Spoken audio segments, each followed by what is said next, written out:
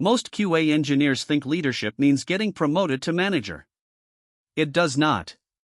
QA leadership is something you can practice starting on day one, even as an individual contributor with no direct reports and no authority over anyone.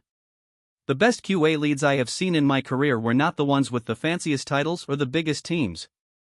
They were the ones who changed how their entire team thought about quality. They changed the conversations that happened in sprint planning. They changed how developers talked about edge cases. They changed how product managers weighed the decision to ship versus the decision to delay. That kind of influence does not come from a title.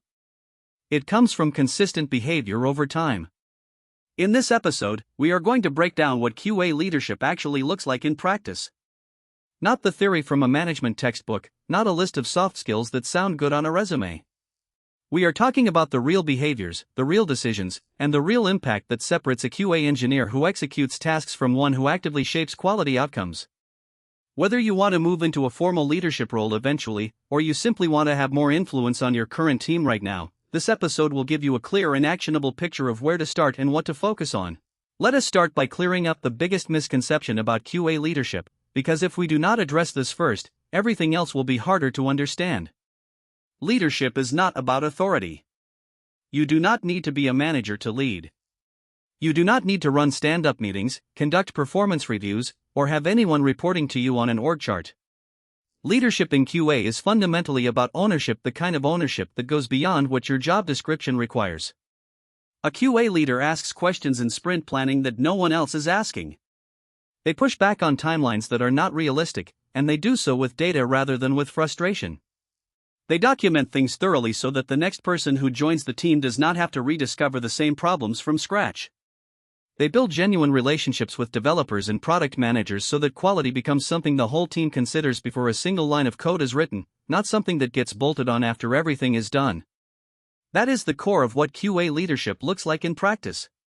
It is proactive rather than reactive. It is strategic rather than purely tactical. And it starts with a fundamental mindset shift from seeing yourself as a gatekeeper whose job is to find bugs and block releases, to seeing yourself as a partner whose job is to help the team build things right from the beginning. That shift in how you see your own role is the starting point for everything else. There are 4 specific behaviors that consistently show up in strong QA leaders across different teams, different companies, and different technology stacks. Understanding these behaviors gives you a practical roadmap for developing your own leadership presence. The first behavior is visibility. QA leaders make their work visible to the people around them. They share test coverage reports in team meetings. They talk openly about risk before releases. They write up findings that go beyond just closing a ticket. They document patterns they are seeing, and they share those patterns with the team. They make sure everyone understands what is being tested and, just as importantly, what is not being tested. The second behavior is advocacy. QA leaders advocate for the resources and conditions that quality requires. They do not silently accept a 3-day testing window for a 2-week feature. They bring data to the conversation and make the case for what is actually needed. The third behavior is mentorship. QA leaders invest in helping their teammates grow. They review test cases and give thoughtful feedback.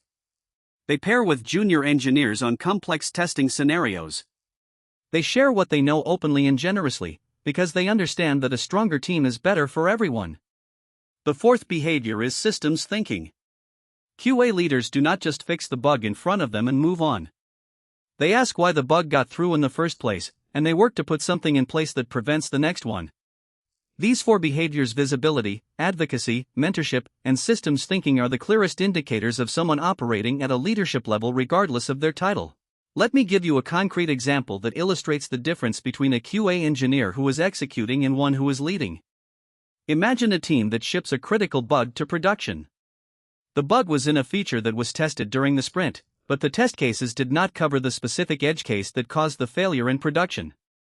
This happens on every team at some point. What happens next is what separates the two mindsets. A QA engineer who is not operating at a leadership level says, "We need better test cases for that area," updates the test suite, and moves on to the next sprint. That is not a bad response. But a QA leader does something different and more lasting. They run a structured root cause analysis. They ask a series of specific questions. Why did we not have a test case for that edge case? Was it because the acceptance criteria for the story were ambiguous and did not specify the expected behavior in that scenario? Was it because testing time was cut short due to timeline pressure and the team had to make coverage trade-offs? Was it a gap in our overall test strategy for that part of the application? They document the root causes they find, share the findings transparently with the team, and propose specific changes. Maybe they introduce a checklist of edge cases to review during test planning. Maybe they propose a test review process where another QA engineer looks at coverage before testing begins. Maybe they start a conversation with the product team about how to write acceptance criteria that are explicit about boundary conditions. And this is the part that matters most, they follow up in the next retrospective to confirm that the change was actually implemented and to measure whether it is having an effect. That is what leadership looks like in a concrete, everyday context. One of the most underrated and least discussed aspects of QA leadership is the practice of managing up. Managing up means deliberately and proactively helping your manager, your product leads, and your senior stakeholders understand what QA is doing, why it matters, and what constraints and risks exist. A lot of QA engineers feel invisible on their teams. They do their work diligently, bugs get found and fixed, and nobody notices or appreciates it until something slips through to production and suddenly everyone is asking why QA did not catch it. QA leaders change this dynamic by communicating proactively and consistently. One of the most effective habits you can develop is sending a short quality summary at the end of each sprint. It does not need to be long or formal. A simple paragraph or structured list that covers what you tested this sprint, what you found, what risks remain from areas you did not have time to cover, and your overall assessment of release readiness. That summary takes maybe 10 or 15 minutes to write, and it accomplishes two critically important things.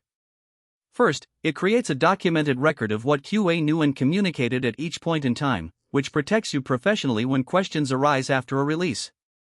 Second, and more importantly for your growth, it builds genuine credibility with stakeholders over time. When your manager and product leads see a consistent, clear, data-grounded quality summary at the end of each sprint, they start to see QA as a strategic and reliable function rather than a bottleneck or an afterthought. Managing up is a skill, and developing it is one of the most direct paths to increasing your influence as a QA professional. Here is your practical takeaway from this episode. QA leadership is not a title. It is a set of behaviors that you can begin practicing today, in your current role, without anyone's permission. Take the 4 behaviors we covered: visibility, advocacy, mentorship, and systems thinking, and pick just one to focus on during your next sprint. If you want to build visibility, write a test coverage summary and share it with your team at the end of the sprint. Keep it short and clear. If you want to practice advocacy, come to the next sprint planning meeting with a specific, data-supported question about testing time allocation.